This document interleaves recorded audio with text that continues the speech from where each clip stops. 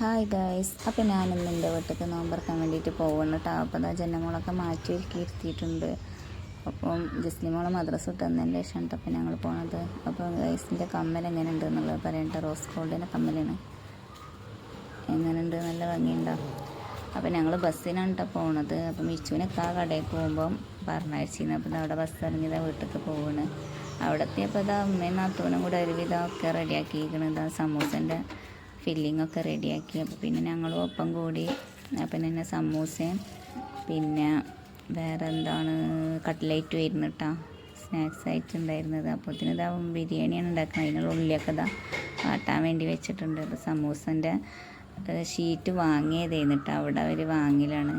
അപ്പോൾ അങ്ങനെ വാങ്ങി അതൊക്കെ റെഡിയാക്കിയാണ്. അപ്പോഴാണ് ഇപ്പോൾ എൻ്റെ ചെറിയ അനിയന് വീഡിയോ കോൾ ചെയ്തിട്ട് അപ്പോൾ ഇങ്ങനെ ഓരോ വർത്തമാനം പറഞ്ഞിരിക്കുക. അപ്പം ഉമ്മ അങ്ങനെ ബേജാറായിട്ട് ചോദിക്കേണ്ട അവിടെ എന്തെങ്കിലും പ്രശ്നം ഉണ്ടോയെന്നൊക്കെ അപ്പം ഉമ്മാനോട് പറയുന്നു. അവിടെ കുഴപ്പമൊന്നുമില്ല, ആൾക്കാർ വെറുതെ ഓരോന്ന് പറയുന്നത് ഉമ്മാനെ സമാധാനിപ്പിക്കണമെന്ന്. അപ്പോൾ ഈ ഒരു ഓയിലിൻ്റെ ബ്രഷും ഇതും കൂടെയുള്ള പാത്രം വരെ ഇവിടെ പുതിയതായിട്ട് വാങ്ങിയതാണ് കേട്ടോ. അപ്പം നല്ല രസമുണ്ട് കാണാൻ. അപ്പോൾ ഇതാവുമ്പോൾ നല്ലതാണ്, നമുക്ക് അതിൽ തന്നെ ഓയിലാക്കി വെക്കുകയും ചെയ്യാം.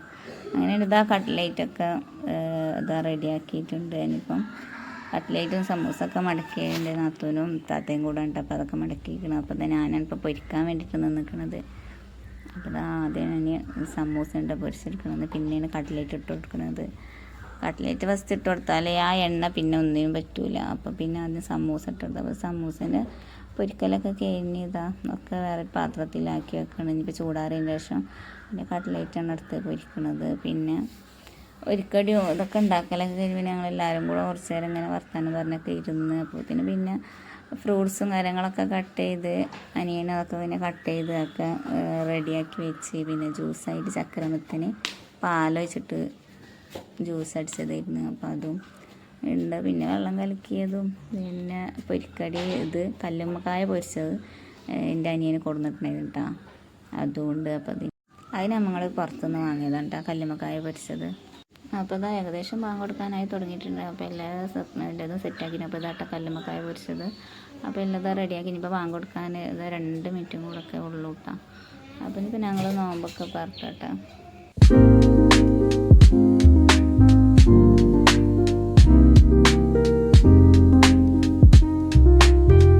നോമ്പൊക്കെ തുറന്ന് എല്ലാവരും നിസ്കാരവും കാര്യങ്ങളൊക്കെ കഴിഞ്ഞ് ഇതാ ചോറൊക്കെ വിളമ്പാണ്. അപ്പോൾ ചോറൊക്കെ വിളമ്പി റെഡിയാക്കി ഇപ്പോൾ ടേബിളിൽ കൊണ്ടുവയ്ക്കാൻ വേണ്ടിയിട്ട് പോവാണ്.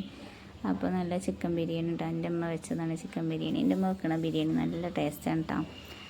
അപ്പോൾ അതൊക്കെ റെഡിയാക്കി വെക്കുന്നുണ്ട്. പിന്നെ ബീഫ് വരട്ടിയതും ഉണ്ട് കേട്ടോ. പിന്നെ അച്ചാറും കച്ചമ്പർ ഒക്കെ ഉണ്ട്. അപ്പോൾ ബീഫൊക്കെ നല്ല കുരുമുളകിട്ട് വരട്ടിയ ബീഫാണ്. അപ്പോൾ അവരൊക്കെ ആണുങ്ങളൊക്കെ അങ്ങനെ ചോറുന്നാൻ വേണ്ടിയിട്ട് ഇരിക്കണം. ഇനിയിപ്പോൾ അത് കഴിഞ്ഞിട്ടാണ് ഞങ്ങൾ ഇരിക്കുന്നത്. പിന്നെ ഇനിയിപ്പോൾ നോമ്പൊക്കെ പറഞ്ഞതിന് ശേഷം പോകണമല്ലോ എന്നുള്ള കാര്യം ആലോചിക്കുമ്പോൾ ഒരു വേജാറുണ്ട് കേട്ടോ.